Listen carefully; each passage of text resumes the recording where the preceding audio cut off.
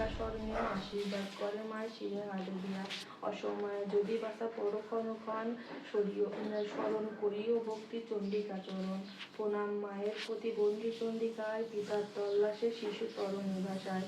দিবারাত্র নৌকা পায় নায়িক বিশ্রাম, অতিক্রম করে ক্রমে কত পুরোগ্রাম। পিতার সংবাদ স্থানে স্থানে শূন্যবান পুরে পায় পিতার সুরক্ষা।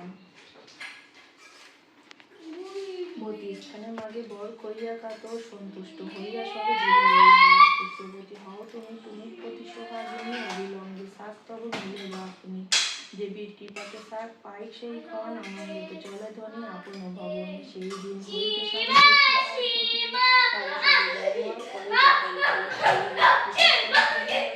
বিদেশে যাইতে সাধু করিলাম খুলন না। এই বার্তা শুনি বলে প্রতি ঠাই গর্ভবতী আমি না তোমারে জানাই। শুনি সদানয় উৎফুল্ল অন্তরে, খুলনারে পত্র লিখি দিলেন সকলে। পুত্র হইলে নাম রাখি তুমি রাখিও শ্রীপতি, কন্যা যদি হয় তবে দাম কলাবতী। শুভলগ্ন দেখিয়া সাধু সঞ্জন লইয়া, বাণিজ্যতে যাইবার ডিঙ্গা সাজাইয়া। যাত্রাকালে খুলনাকে নিকটে ডাকি, অন্য ঘরে ছিল চণ্ডীর পূজায়। আসিতে বিলম্ব দেখি নিজ তথা গিয়া, করিতে পূজার ঘট ভাঙ্গে দণ্ড দিয়া। এই ঘটনা দেখিয়া খুলনায় শিরহানি করোনা ঘট শিরে ধরি করে নোটিশ থাকি। এবার অপরাধ ক্ষমা ভগবতী, শিশু আমার দেওয়া মহারে তোমার পূজা নানা উপচারে। ঘটনা কারণ বাদ দিনা গেলে সহ ধনঞ্জন। নিজের প্রাণ নাম লইয়া শৈলবাঙ্গীপতির রাজ্যে উঠে গিয়া, তখন দেখিল এক অদ্ভুত ব্যাপার। সরোবরে এক কন্যা অতি চমৎকার, সহাস্য বরণে গিলিতেছে মস্ত হস্তি ধরি নিজ ধরে। আশ্চর্য ঘটনা দেখিয়া রাজারে জানায়, রাজা আসি কথা রাজা ক্রুদ্ধ হয়ে সাধুকে বলিয়া কারাগারে রাখিলেন কবে দেবী দিয়া। সেটাই খুলন না আসে আপন ভবনে, পুত্র সবক্ষণে। দিনে দিনে বাড়ে শিশু শশীকলা সম, ক্রমেতে হইল পঞ্চ বয়স্কম। যথাকালে মাতা তারে দেখি শুভক্ষণ, বিদ্যা শিক্ষা দেয় তার গুরুর ভবন।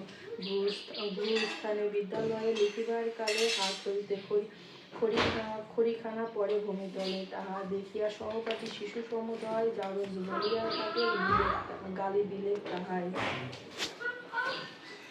মনোদুঃখ শিশু নিজ গৃহেতে আসিয়া শয়ন করিয়া রহে মুখে বস্ত্র দিয়া। মাতা আসি ডাকি বলে, ওরে বাছা ধন, কেন মোরে গালি দেয় জারজ বলিয়া? কার পুত্র হই আমি, কেবা তব স্বামী? সত্য করে মোর কাছে বলো মাগো তুমি। পুত্রের বচন শুনি জননী সত্তরে, স্বামীর পত্রিকা আনি দিল তার করে। পত্র পড়ি তুষ্ট শিশু হয় সবিশেষ, বড় মাগো তোরা পিতার নন্দন। আশ্চর্য ঘটনা দেখি পিতার মতন, সরল করে পদ্মাসনে এক দিব্য নারী, সহাস্য বদনে গিলেন মৌগ ধরি। আশ্চর্য ঘটনা দেখি রাজারে জানায়, মোরে করিল নিজ পদস্থান শুনে জয় ডঙ্কা।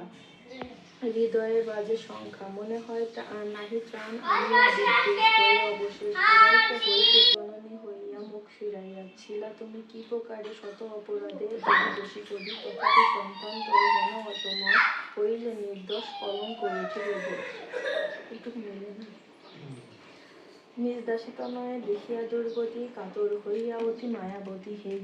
যে মৃত্যুতে ছিল রাজা শৈলবান, রজনীতে সেই দেবী হইল অধিষ্ঠান। ধরিয়া চণ্ডিকা মূর্তি হইল মুক্ত কেশী, এবং বুদ্ধিমত্ত সর্বকালবর বিকট দর্শনারূপে অতি ভয়ঙ্কর।